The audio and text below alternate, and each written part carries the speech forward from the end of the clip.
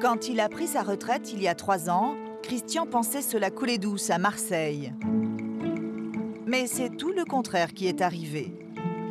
Ses journées commencent à 5 h du matin et elles ressemblent à un marathon. Bon, là, ce sont mes chaussures de combat. Ça me permet de bien marcher parce que quand on a les pieds coincés, pendant 5-6 heures, des fois, on a très mal aux pieds. Car Christian va parcourir plusieurs kilomètres à pied. Il n'a pas le choix. Sa retraite ne lui permet pas de vivre.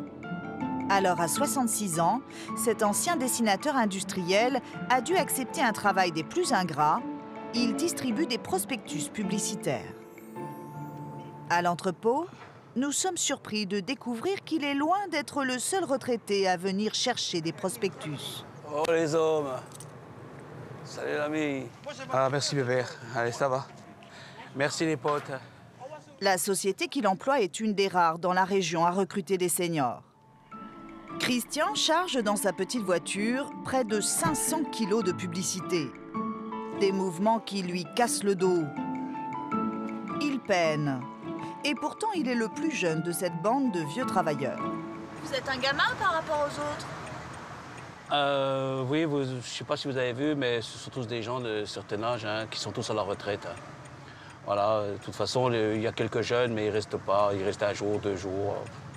Des fois, même pas 1 semaine, et après, ils s'arrêtent. Beaucoup de retraités comme Christian ne songent plus à partir à la pêche ou même à voyager. Avec leur maigre pension, ils n'arrivent plus à joindre les deux bouts. La baisse du pouvoir d'achat, une espérance de vie qui augmente, des enfants toujours à charge sont autant de raisons qui poussent les retraités à reprendre le chemin du travail. Leur nombre a triplé en 10 ans. Il serait près de 500 000. Certaines entreprises tenteraient même de tirer profit de cette nouvelle main-d'œuvre, souvent plus vulnérable.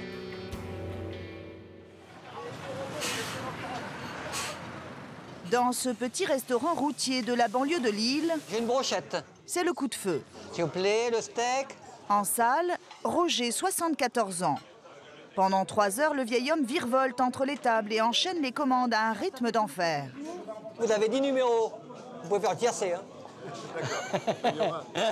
Attention. Roger est à la retraite depuis 10 ans, mais il ne s'est jamais reposé. Celui qui veut faire ce métier, il faut qu'il est amoureux au départ, parce que ou bien il ne reste pas. Hein. Il reste pas. 5 jours sur 7, le ch'ti est sur la brèche. Je suis admirative. C'est vrai? Très. Pourquoi? Pour son énergie. Toujours au taquet, à fond. Et après une petite pilule bleue. Je vous laisse, j'en veux.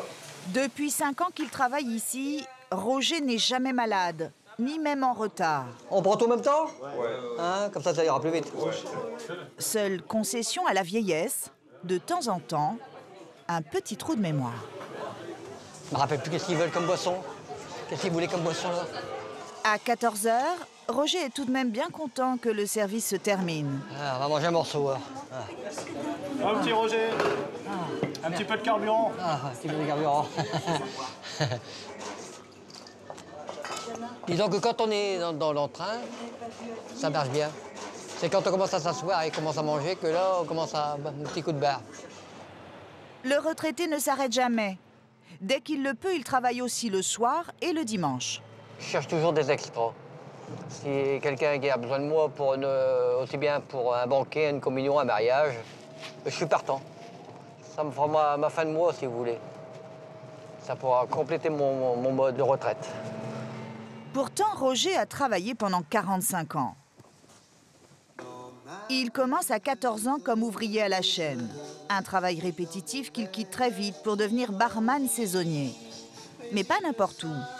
L'été à Cannes, l'hiver à l'Alpe d'Huez, la plupart du temps dans des endroits chics. La direction, les patrons ont dû me faire confiance au départ. Je ne savais pas grand-chose. En plus, je parlais très mal le français parce qu'on est du Nord. Dans le Nord, c'est le ch'ti. C'est le patois. Et il fallait que je m'habitue à parler à peu près mieux. Je pouvais pas dire tu vas bien, ti, et ça va, et tout ça. Toute sa vie, Roger a travaillé 7 jours sur 7. Alors, quand il regarde ses relevés de compte avec sa femme, tous les deux ne cachent pas leur colère. J'ai travaillé pendant 45 ans. Je dois avoir 180 trimestres. Avec la retraite des commerces, c'est tout compris dedans.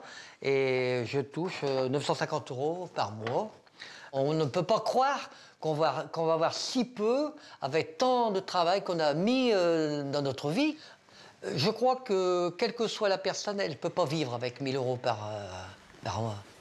Sonia, la femme de Roger, travaille encore. Elle est serveuse et gagne le SMIC. Au total, le couple engrange 2 000 € par mois. Sans les 500 € de revenus que Roger gagne grâce au restaurant, le couple ne pourrait pas s'en sortir. Surtout qu'ils ont toujours un fils à charge. Ah, bonjour Julien. Bonjour Julien. Alors, t'as bien travaillé? Julien, 24 ans, vit encore à la maison. Il suit une formation de chaudronnier et touche un tout petit salaire. Il préférerait voir son père s'épanouir à la retraite plutôt que de se tuer à la tâche. Je trouve pas ça normal, encore travailler à cet âge-là et faire autant d'heures, des fois jusqu'à 2h, 3h du matin.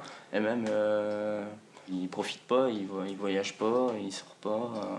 Des fois, on fait des petites sorties de famille pour se dire qu'on se voit au moins. Mais sinon, moi, des fois, je me dis, j'aimerais bien lui payer un voyage. Et s'il ne travaillait pas, ce serait impossible? Ça serait une catastrophe. Pour l'instant, Roger est toujours en forme. Mais jusqu'à quand?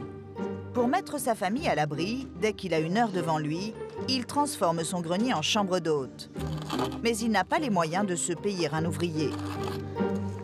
Une fois, j'ai demandé à un professionnel. Il m'a dit qu'il faut compter à peu près 30 à 35 000 €. J'ai dit merci. Je sais peut-être pas tout faire, mais je me débrouille bien. Je fais beaucoup moi-même, quoi. Ici, il n'y avait pas d'étage du tout. C'est moi qui ai mis une quinzaine de poutres, là. En attendant de louer ses chambres d'hôtes, le soir venu, Roger attaque son 3e boulot.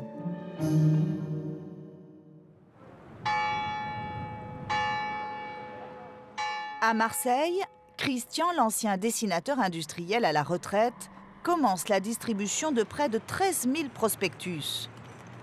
Et la tâche est loin d'être facile pour le jeune retraité.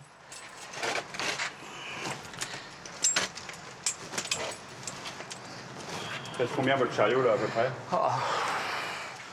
Au moins 80 kilos. Voilà. Là, donc, je commence ma distribution, qui est dans mon premier secteur. Voilà, je reviendrai pour le reste. Ça n'a l'air de rien, mais porter des prospectus à bout de bras pendant des heures est épuisant à son âge. J'ai, comme ça, au moins une quarantaine d'entrées.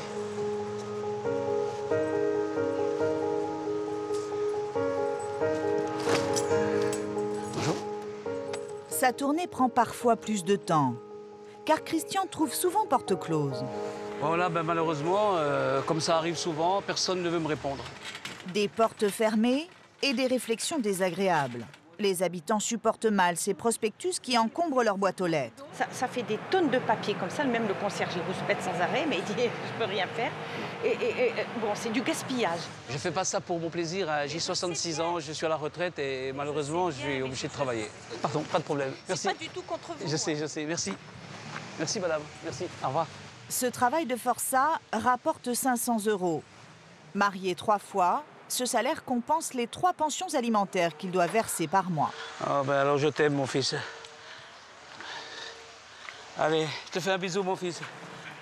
T'es gentil. À jeudi, esclave. C'est moi l'esclave, t'as raison. J'ai encore 3 enfants à charge. 27 ans, 23 ans et 15 ans. À la fin du mois, et une fois qu'on a tout payé, il ne reste rien. Donc ce travail-là, je sais que c'est dur, tout ça, mais je suis obligé de le faire, quoi. Christian touche 1 500 € de retraite nette par mois. Sans ce complément de salaire, il ne s'en sortirait pas. Mais depuis peu, il risque de perdre son job. Un bras de fer s'est engagé entre son employeur et lui. Ces tournées durent 5 heures et on ne lui en paye qu'un peu plus de 3. Quelques minutes plus tard, c'est une mauvaise nouvelle qui l'attend. Son chef de centre vient d'apprendre que Christian est filmé. Il lui a laissé un message pour le moins équivoque. Bonjour monsieur l'hôte, c'est monsieur. Dites-moi, c'est pour vous dire de passer vos jours actifs et de leur dire que, n'oubliez pas de leur dire quand même que moi je suis retraité, il n'y en a pas des matchs. Allez, à plus tard.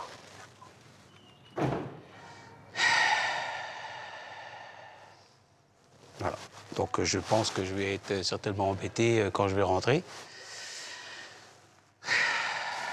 Je continue ma tournée, je suis payé pour ça et après on verra. 1h30 plus tard, Christian est enfin de retour chez lui.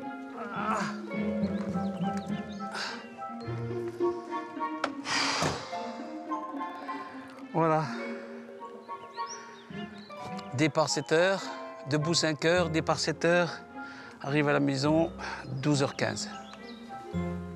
Aujourd'hui, le retraité a gagné près de 40 €.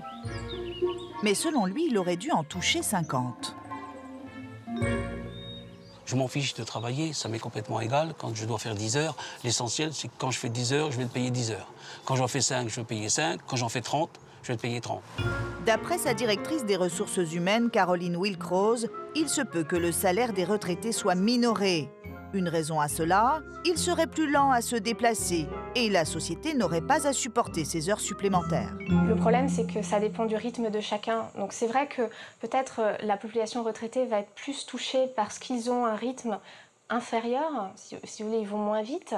Maintenant, nous, notre politique, c'est pas de leur refuser de travailler. On pourrait aussi dire, maintenant, vous n'allez pas assez vite, et donc nous, on prend que des jeunes, actifs, qui vont vite. Christian leur réclame 18 000 € d'heures supplémentaires. Comme lui, à Marseille, 16 autres retraités ont attaqué la société au prud'homme. Dans le Nord, Roger s'apprête à démarrer son 3e travail de la journée. Bon ben voilà, je vais y aller. Hein, je vais y aller. Roger, vous êtes très élégant. Ah ben là, c'est pas une brasserie, hein, c'est gastro. Hein. C'est pas pareil, c'est pas la même clientèle. Hein. Le soir, il est serveur dans un restaurant chic de la région. Une table réputée pour sa cuisine haut de gamme, dite moléculaire. C'est le cocktail maison, à base de Grand Marnier. Quand il est arrivé pour faire un remplacement, le chef le trouvait trop vieux. Mais au final, il a eu un bon retour de la part de ses clients. J'étais pas très chaud pour l'embaucher, vraiment. Et il a eu un tel succès avec les clients que j'ai pas pu faire autrement, tout simplement. La journée de Roger a commencé à 6h30 du matin. Elle se termine à minuit. À bientôt. Bonne soirée, Au revoir, Roger. Lui qui a servi toute sa vie, se verrait bien rendre son tablier pour enfin en profiter.